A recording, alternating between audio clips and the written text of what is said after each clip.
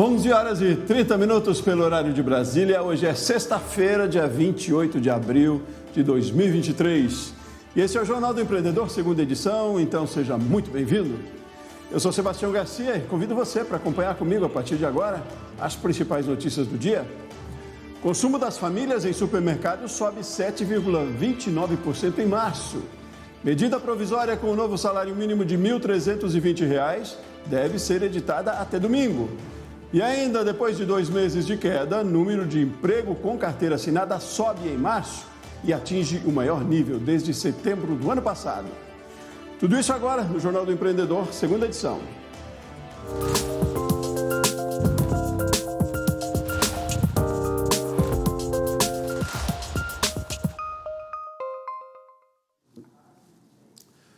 O novo salário mínimo deve ser anunciado antes de 1º de maio, Dia do Trabalhador, quando tradicionalmente é divulgada a medida provisória com o reajuste.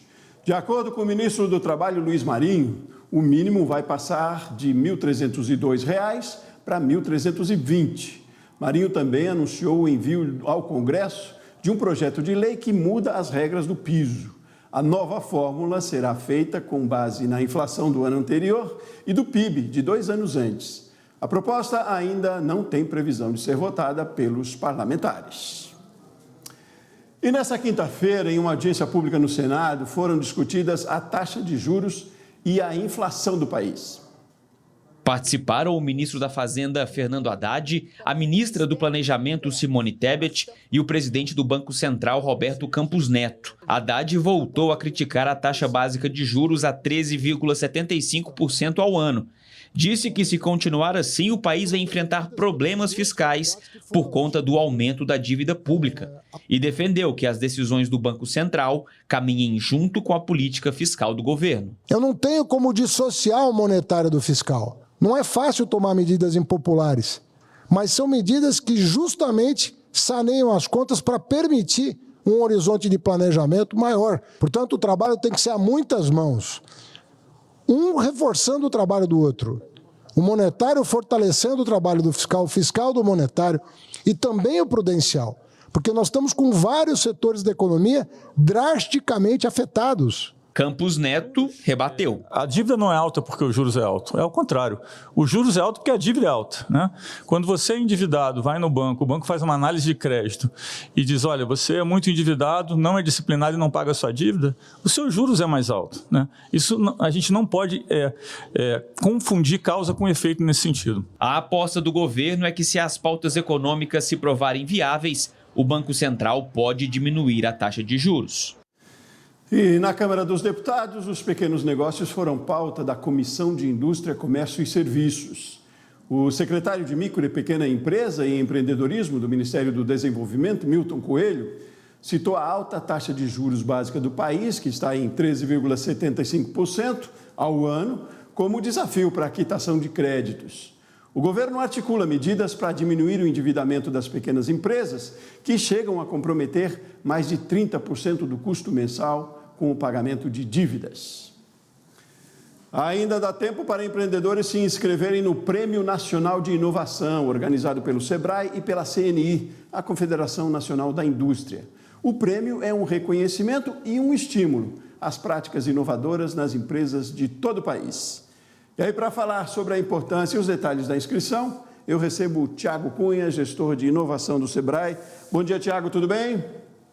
Olá, Sebastião, tudo jóia? Tudo ótimo. Ótimo, obrigado, viu, pela sua gentileza de conversar com a gente, trazer essas informações sobre o prêmio. Aliás, já é a 8ª edição, né, Tiago? Me fala da importância desse prêmio, principalmente para micro e pequenas empresas, o que ele premia também? Isso, é a maior premiação de inovação do país, né? Já estamos na 8ª edição. Ao longo dessas 7 edições, aí já foram mais de 13 mil empresas que participaram de todo o processo, mais de 92 empresas que foram aí premiadas em alguma das categorias, né? E o prêmio é muito importante porque é o momento da empresa fazer uma autorreflexão. É aquela fotografia da empresa no que se refere à temática gestão da inovação. Então, como que ela está dentro daqueles critérios que, inclusive, são embasados aí no que tem de mais moderno no mundo dentro da temática inovação. Então, empresas aí de pequeno porte, médias e grandes empresas podem se aproveitar desse que é o maior prêmio de inovação para poder, juntamente com sua equipe, juntamente com seus pares, fornecedores, clientes, trabalhar com essa temática para que possa aí ajudar todos esses ecossistemas aí a conseguir aumentar as suas competitividades. Um ponto de destaque, Sebastião, dentro dessa nossa premiação é a inclusão de 2 categorias. Hoje nós também premiamos aí, avaliamos os ecossistemas de inovação, entendendo que eles são parte de todo esse processo e contribuem significativamente para o desenvolvimento das empresas, e também um pesquisador inovador, aquele que está contribuindo com suas pesquisas e colocando-as no mercado para que a gente possa ter aí cada vez mais produtos, serviços melhores dentro da nossa sociedade. Então, essas inclusões aí vêm justamente de um aprendizado, entendendo aí que todos fazem parte desse processo de gestão da inovação e que todos podem contribuir para que a gente tenha um Brasil aí mais competitivo. Pois é, e quando se fala em inovação, nesse caso aí do prêmio, o que caracteriza é essa questão bem macro mesmo, né? Desenvolvimento econômico, social, né? O que caracteriza aí como critério de inovação para o prêmio? A gente utiliza os principais, como eu comentei, embasamento, né? Mas a gente está falando aí basicamente de inovação em processos, inovação em produto, inovação dentro dessa área da sustentabilidade. Então, é toda essa parte transversal, e eu costumo falar que tudo que gera valor para o cliente, no final das contas, ele está gerando inovação e ele está gerando uma agregação de valor. Mas utilizando todo o nosso arcabouço aqui, que consegue entregar, inclusive, para essas empresas que fazem a inscrição, que é um ponto muito importante, que é esse relatório customizado para cada uma das empresas que fizerem as inscrições até o dia de hoje. Então, isso é muito importante porque é com base nesse relatório e customizado por empresa que ele consegue identificar, de repente, os seus gargalos e, a partir disso, gerar planos de ação para que ele possa melhorar os seus processos, seus produtos, seus serviços e, assim, a gestão da inovação como um todo. Então, confirmando, o prazo de inscrições é hoje, dia 28 de abril. E quem pode se inscrever, Thiago? Isso, são pequenos negócios, né, com faturamento de até 4.800.000, médias empresas também com faturamento de até 300 milhões e as grandes empresas com faturamento acima desse valor, né, de 300 milhões. E um ponto importante, como eu citei, o pesquisador inovador também pode participar do prêmio e também os ecossistemas de inovação, então aqueles hubs de inovação que tem aí na sua cidade, você que está nos assistindo e que participa de algum hub, de um ecossistema de inovação, de entidades, enfim, que conhece todo esse movimento, ainda tem oportunidade, né? Ainda dá tempo, como o Sebastião colocou, até hoje, às 23h59 de fazer a inscrição e participar dessa grande premiação, que o ponto alto é, logicamente, a premiação, é esse reconhecimento, mas a gente sabe que essa autoanálise, essa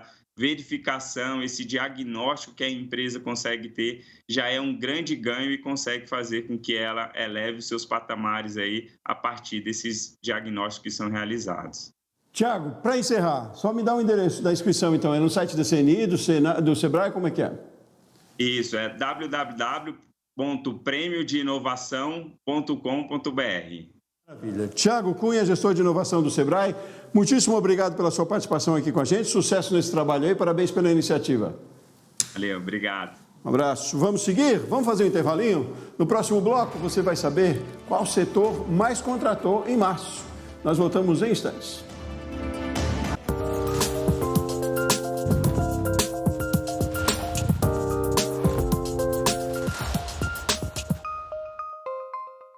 Agora pelo horário de Brasília, estamos de volta e ao vivo com o Jornal do Empreendedor, segunda edição. O Brasil criou mais de 195 mil empregos com carteira assinada em março. O índice é o maior registrado desde setembro e representa quase o dobro em relação a março de 2022. Agora, somados os 3 primeiros meses deste ano, quando foram abertas 526 mil vagas, o resultado é 15% abaixo do mesmo período do ano passado. O setor que mais contratou foi o de serviços, com destaque para a administração pública. Os dados fazem parte do CAGED, o Cadastro Geral de Empregados e Desempregados, e foram divulgados pelo IBGE. Em Curitiba está sendo realizado o 15º Encontro Sul-Sudeste da Micro e Pequena Empresa. Ele é voltado para empreendedores, empresários, artesãos, produtores rurais e integrantes de associações relacionadas ao segmento. O tema deste ano é o mundo digital e o crescimento do seu negócio. E o repórter Odilon Araújo acompanha o evento e traz ao vivo as novidades para a gente. Bom dia, Odilon, tudo bem? Bom dia, Sebastião, uma alegria falar com vocês aí no Jornal do Empreendedor, né? Olha só, aqui o Sebrae Paraná, ele virou grande ponto de encontro aí das principais lideranças regionais entre micro e pequenos empresários. Aproximadamente 300 dessas lideranças vieram aí de várias regiões do país, de várias cidades para Curitiba para participar, como muito bem você falou, né, desse 15º Encontro Sul-Sudeste de micro e pequenas empresas. Em discussão como tema principal, justamente o mundo digital e o crescimento do seu negócio. Importância sobre capacitar, né, os micro e pequenos empresários, porque um percentual muito alto acaba desistindo das atividades em pouco tempo. Agora, há outros temas em discussão por aqui também. As metas: fortalecer o associativismo, ampliar relacionamentos e trocas de experiências, sensibilizar quem atua nos mais diversos setores sobre associativismo. Também trazer ao debate, discutir políticas de tecnologia e inovação como apoio e fortalecimento dos pequenos negócios.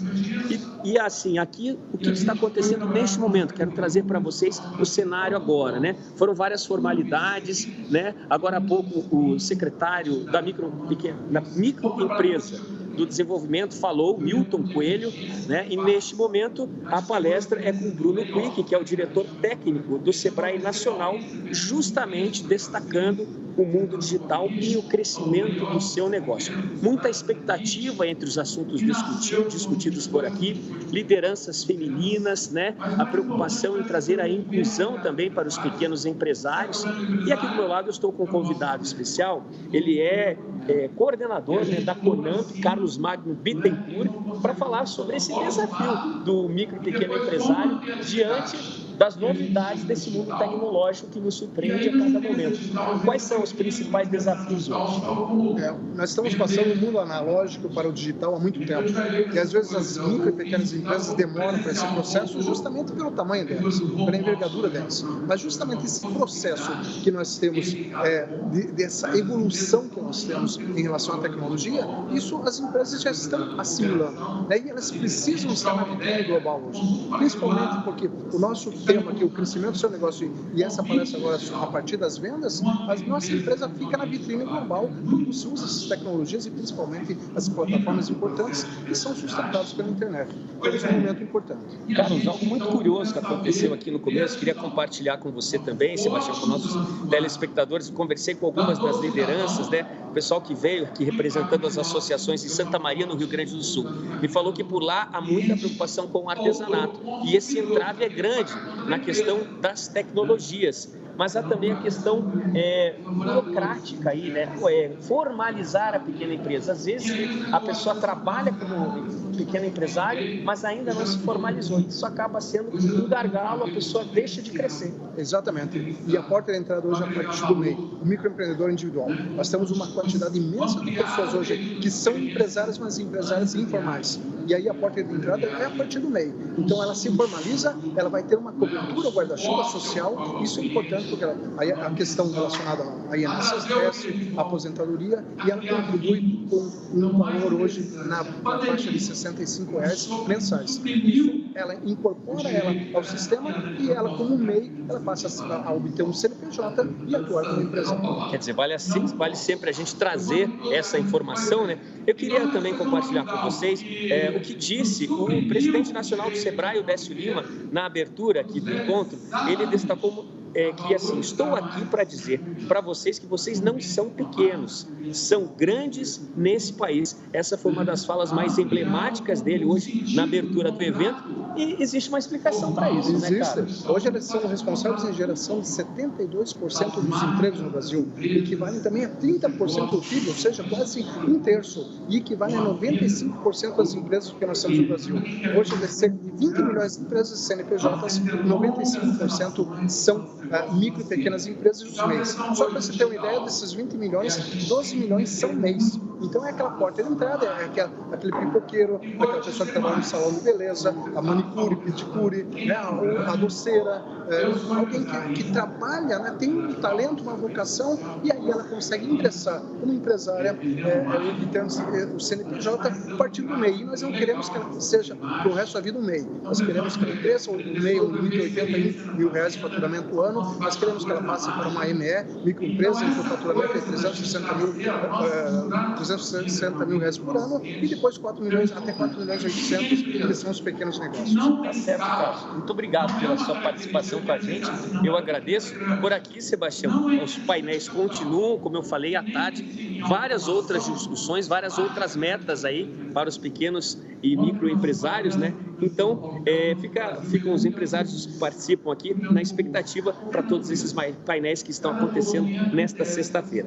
É com você aí no estúdio. Um abraço, Sebastião. Muito bem, um abraço. Odilon Araújo, ao vivo de Curitiba, no 15º Encontro Sul-Sudeste de Micro e Pequenas Empresas. Obrigado, Odilon. Bom trabalho para você, meu caro. Seguimos. Olha, o consumo nos lares brasileiros, medido pela Abras, a Associação Brasileira de Supermercados, encerrou o primeiro trimestre com alta de 1,98%. Na comparação de março com fevereiro, o aumento foi de 7,29%. E na relação de março de 2023 com o mesmo mês de 2022, a alta foi de 4,58%. O resultado contempla os formatos de loja atacarejo, supermercado convencional, loja de vizinhança, hipermercado, mini-mercado e o e-commerce. E de acordo com a associação, alguns dos fatores que influenciaram a alta do consumo foram a menor pressão da inflação nos alimentos, a compra de produtos para a Páscoa e o adicional de R$ 150 por criança de até 6 anos para 8 milhões de famílias inscritas nos programas de transferência de renda do governo federal. Com base no princípio da reciprocidade entre os países do mundo inteiro, o Brasil vai voltar a exigir vistos para turistas da Austrália, Canadá, Estados Unidos e Japão, a partir de outubro deste ano. E aí, para falar sobre os impactos para o comércio, serviços e principalmente para o turismo, eu recebo hoje Fábio Bentes, economista da CNC, a confederação que representa esses setores. Fábio, bom dia, tudo bem? Olá, bom dia, tudo bem? Tudo bem, obrigado, viu, pela sua gentileza de conversar com a gente. Fábio, e contextualize para mim essa situação e que impacto a gente já tem com essa notícia, em princípio, já desde a notícia dessa obrigatoriedade agora, então, dos vistos. Na realidade, a gente precisa voltar um pouco no tempo, ali para junho de 2019, quando, através do decreto 9731, o governo anterior eximiu a exigência de vistos dos turistas advindos dos Estados Unidos, Canadá, Austrália e Japão. Isso provocou um impacto significativo no fluxo de turistas naquele ano, né? Logo após a decretação logo após a edição desse decreto, houve um aumento de cerca de 21% no fluxo de turistas advindos dessas regiões, desses países, para o Brasil, na comparação de julho de 2019 com julho de 2018. Portanto, isso significou um fluxo adicional de cerca de 60 mil turistas naquele ano. Lembrando que a pandemia ainda nem tinha começado, né? E o setor de turismo foi, ao longo da pandemia, um dos mais impactados. Ou seja, a gente voltar a exigir dos países, dos turistas advindos desses países, vistos para ingressar no Brasil, tudo leva a crer que a gente vai perder esse fluxo adicional que a gente teve ao longo da pandemia. Obviamente, durante a pandemia, houve uma queda no fluxo de turistas de qualquer nacionalidade por conta das restrições, mas esse fluxo que a gente teve no período pré-pandemia, provavelmente a gente vai perder. E o impacto é significativo, sim, porque, afinal de contas, nós estamos falando de países com renda per capita bastante elevada, cerca de 3 vezes maior do que a média dos turistas que visitam o Brasil. A gente fez essas contas. e a gente pode estimar uma perda de aproximadamente 500 milhões de dólares anuais caso esse visto volte a ser cobrado de turistas advindos desses países. Então, e vocês levaram essa preocupação para uma audiência pública na Câmara, né, dos Deputados. Me conta como foi essa audiência, como é que está, em que pé está agora, então? Pois é, a receptividade foi muito boa. Na verdade, o setor turístico se mostrou preocupado com essa situação, boa parte dos parlamentares também. O próprio Itamaraty anunciou algumas medidas que a gente entende como facilitadoras, como o visto eletrônico, para facilitar esse processo. Acontece que, naquela ocasião, naquela audiência, a principal controvérsia se deu em torno desse princípio da reciprocidade. Obviamente, a reciprocidade é um direito legítimo em praticamente qualquer relação entre pessoas, entre empresas e entre países. O grande problema é que adotar o princípio da reciprocidade agora, nesse momento, obviamente vai prejudicar uma terceira parte muito interessada na retomada e no aumento do fluxo de turistas no Brasil, que é justamente o setor de turismo. Estamos falando das empresas hoteleiras, setor de bares, restaurantes, enfim, toda uma cadeia transversal de atividades econômicas que depende, obviamente, não só desses turistas advindos desses países, mas, por exemplo, Estados Unidos é o segundo maior emissor de turistas para o Brasil. Canadá é 17º, enfim. Existem países ali que, uma vez dificultada a entrada desses turistas no Brasil, claro, o fluxo não vai cessar, mas a gente estima que vai haver uma perda aí significativa de aproximadamente 60 a 65 mil turistas por ano. Considerando a renda per capita desses turistas, é um valor que não só o setor de turismo, mas o próprio governo, que arrecada em cima do pagamento de impostos nessas atividades, não poderia abrir mão desse momento. Então, o princípio da reciprocidade é um princípio legítimo. Ele só não deve ser invocado em detrimento do prejuízo de um setor tão importante e que sofreu tanto ao longo da pandemia. Essa é a nossa preocupação. Pois é, Fábio, mas já é ponto pacífico? Tem alguma possibilidade de mudança ainda? O que o setor pode esperar? Na realidade, esse decreto ainda não foi revogado, ele vai ser analisado e, obviamente, daí a convocação dessa audiência pública para que os parlamentares, que afinal de contas é que vão decidir sobre a revogação ou não desse decreto, possam tomar a decisão mais acertada. A sensação que a gente teve é que, de fato, houve uma sensibilização por parte dos parlamentares ali presentes, boa parte deles de estados onde a atividade turística é importante na economia local. Houve, portanto, uma sensibilidade deles em relação a esse impacto estimado do setor de turismo. Repito, não perde só o setor privado, perde o setor público também. Eu acredito que é bem provável que esse decreto não venha a ser revogado, ou seja, não faz o menor sentido revogar esse decreto agora e abrir mão desse fluxo de turistas para os nossos países vizinhos. Na Argentina, por exemplo, não há exigência de visto, e, obviamente, isso poderia levar a um fluxo de turistas para o país vizinho em detrimento do Brasil. A gente perde em competitividade, né? E, na verdade, o impacto também ramifica para muitos outros setores além do turismo. Bom, Fábio, a gente vai conversar muito mais sobre isso ainda para frente. Fábio Bentes, economista da CNC, muito obrigado por hoje, pela sua participação aqui com a gente. Muito obrigado, bom dia a todos, até uma próxima oportunidade. Muito bem, assim a gente encerra então essa edição do Jornal do Empreendedor de hoje, mais notícias ao vivo aqui de Brasília, na edição das 7h30 da noite. Uma ótima tarde para você, ótimos negócios, ótimo fim de semana também e até mais.